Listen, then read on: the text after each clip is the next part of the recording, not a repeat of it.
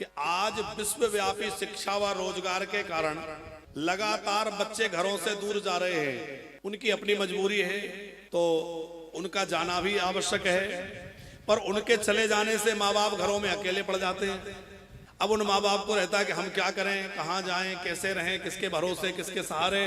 तो उन बुजुर्गों को सहारा मिले, रहने की व्यवस्था मिले, साथ में उनको इलाज दवाई की भी पूरी व्यवस्था। वानप्रस्थ में वहाँ हम लोग जो है एक प्राथमिक उपचार के लिए डिस्पेंसरी बना रहे हैं, जहाँ हमारे बुजुर्गों के लिए कोई प्राथमिक उपचार की आवश्यकता है तो वहाँ हो जाए। और उनको एम्बुलेंस की व्यवस्था रहेगी कि वहाँ यदि किसी बुजुर्ग को कोई इमरजेंसी आती है या कोई बड़ी समस्या होती है तो तुरंत हॉस्पिटल भेजा जाए और संस्था के लोग वहाँ रह के उनके इलाज दवाई कराएं। तो पूरा उनका इलाज का ध्यान रखा जाए, उनके स्वास्थ्य का ध्यान रखा जाए, उनके भोजन वगैरह का पूरा इंतजाम रहे।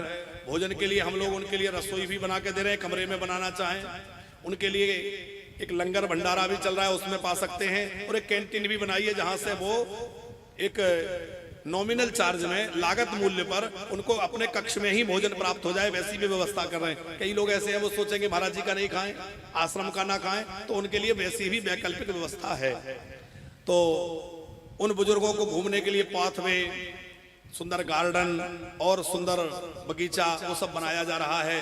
बढ़िया सुंदर गौशाला है, बड़ा दिव्य मंदिर है, यज्ञशाला है।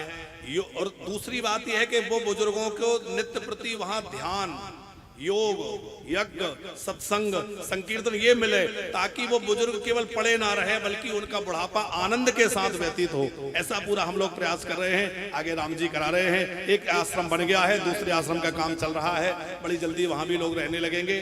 तो हमारा कहना यह है कि इन आश्रमों में लोग जाएं वो ठीक है, लेकिन घर में रहकर ही अपने माँ बाप को जो है सीताराम मान करके सेवा करें, ये हम सबकी जिम्मेवारी और धर्म है। घर में सेवा करें। और वानप्रस्थ तो कोई वो नहीं है कि कोई वृद्धाश्रम हो, वो तो ये है कि भाई अब आप अपनी जिम्मेवारियों से मुक्त हो गए, अपने मन में निश्चय कर लिया कि भगवान के किसी धाम में, तीर्थ में रहेंगे। वो कोई मजबूरी के कारण आओ ऐसा जरूरी नहीं है। प्रसन्नता से चलो अपनी जिम्मेवारियां हो गई, या भगवान के धाम में रहेंगे, वहीं भजन करेंगे, वहीं आनंद लेंगे और वहीं कथा सुनेंगे, वहीं राम राम जपेंगे, राधे राधे जपेंगे। तो वहां दिव्य वातावरण में जब भगवान के धाम में शरीर छूटेगा तो निश्चित ही गोलोक की प्राप्ति होगी। आना जाना बना रहे, ऐसा भी लोग कर सकते हैं।